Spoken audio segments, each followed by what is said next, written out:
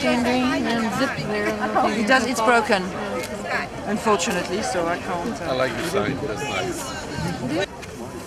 First of all, I'm going to turn it over to Sister Gloria, but before I do, I want to let you know that we want everybody's full, absolute cooperation in doing it. So we have one unity today. One unity. And that's to end totally, unequivocally, forever and ever, the death penalty. You know, that's where we're going. So we want, and that's the page we all going to be on today. I don't care whatever other differences you might have. On that, we in unity, are we not? Yes. Okay. So what I want to do right now, before we go any further, I'd like to get permission from our elders to proceed in where we're going.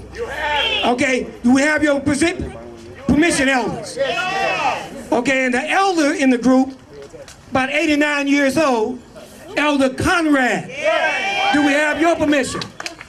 Do we have it? Okay, and Elder Velma Johnson, do we have your permission? Okay, here sister's going to be walking with us, and oh boy, makes my heart smile to see the wisdom in line with us. Okay, because you know, we say there are two kinds of old people, right? There are those who think they know everything. And when you think you know everything, what do you learn? That's an old fool. We don't have none of those here.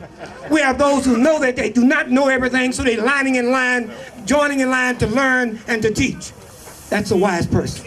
See, when you know you don't know everything, your mind is open for learning a lot and continuing to grow. So I'm going to turn it over to Gloria. I just wanted to welcome all of you here to the 8th Annual March to Stop Executions.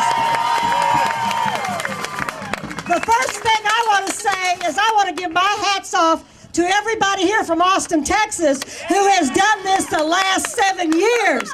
Woo!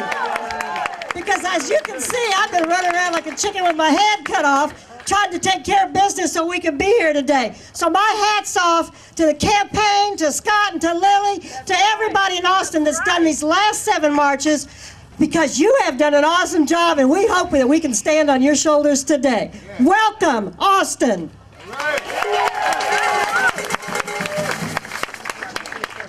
Today, we are at a historic moment in the struggle to abolish the death penalty, and I am so glad that you are here to be part of this action.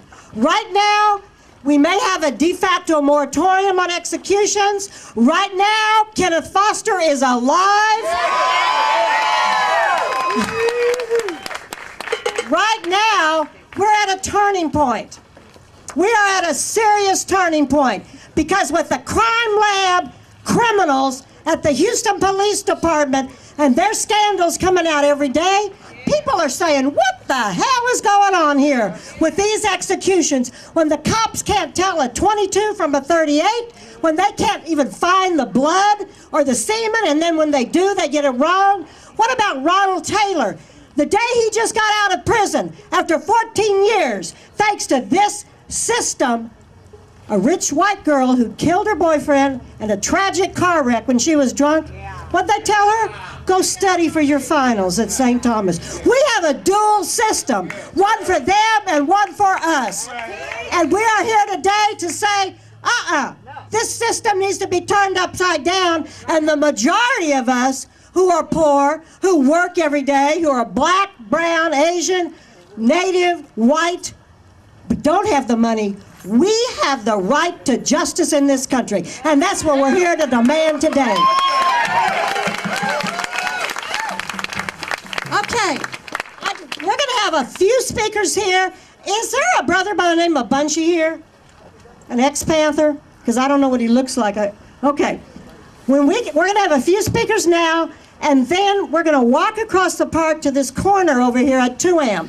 And we're going to talk about the execution of Carl Hampton back in 1970. Then we will line up in the street and march down Dowling to Shape Community Center. So probably a couple of decades ago by now, by a young 14-year-old girl named Paula Cooper, Bill became a friend of his grandmother's killer and forgave her, and founded an organization of the families of murder victims who are opposed to the death penalty. Every year they have a journey, and we are so happy that their journey has joined us here today. Please welcome Bill Pelkey. As we do it, Bill, come on up here.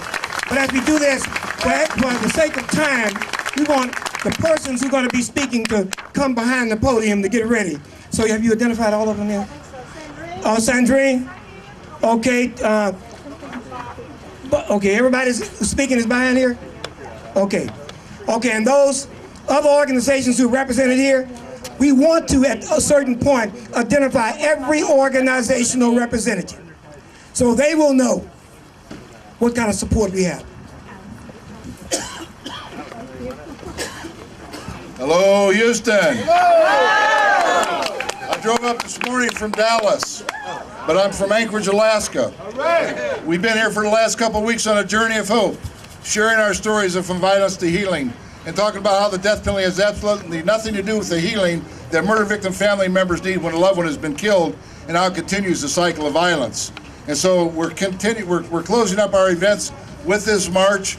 We're joined by family members that have loved ones on death row. We're also joined by people that were exonerated. And with me today is Edward Ed Mary from Uganda. But from what he's been telling me, Uganda is just a lot like Texas. Edward was on death row for 18 years. He was exonerated because the person he was accused of killing showed up to still be alive. So Edward would like to say hello. I greet you all. I was on death row for 18 years in Uganda, and the person I killed was found after 18 years when he's alive. Then it was when I was released. Therefore, there should be a moratorium on execution. Death penalty is not a punishment. Yeah, thank you very much. And Edward has come to the place where he forgave the people that lied and put him in jail. And that's part of what the Journey of Hope is all about, because we believe that forgiveness is a strength, and the answer is love and compassion for all humanity, because we know that most people want the death penalty. It's purely a matter of revenge, and revenge is never, ever, ever the answer. Thank you. Thanks to you two brothers. You know, one of the strengths of our movement is our international support. And I'd like to bring up Sandrine George, I don't know, I see her name on the email all the time, but I've never pronounced it, who carries on a tremendous amount of work in France and Europe and in Livingston, supporting the men on death row. Please welcome Sandrine from Paris, France.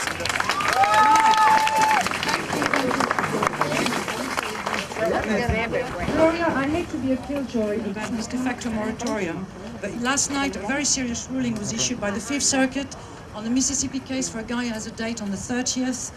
If the Supreme Court does not stay this execution, it means that Texas will be able to not stay further executions. Basically what it says, if the guy has not raised the lethal injection issue prior to his date, the Supreme Court review does not apply.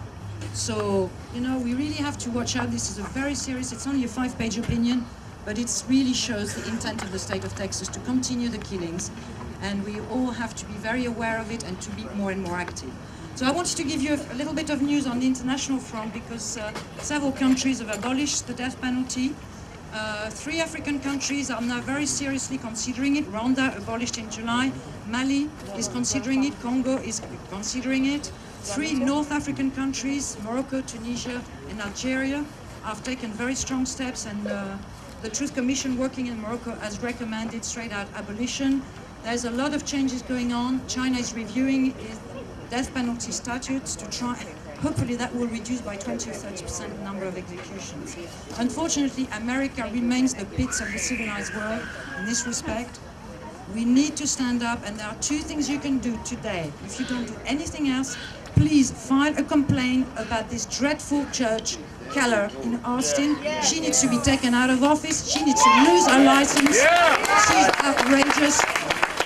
And the second thing you can do, register and vote. Stop having these crooked politicians elected in office. You are paying their salaries. These people are your employees. They are here to defend your interests. We can't do it for you.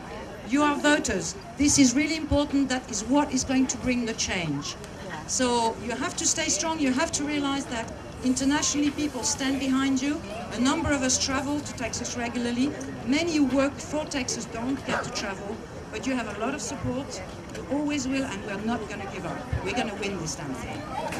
All right, thank you, Sandrine, all the way from Paris, France.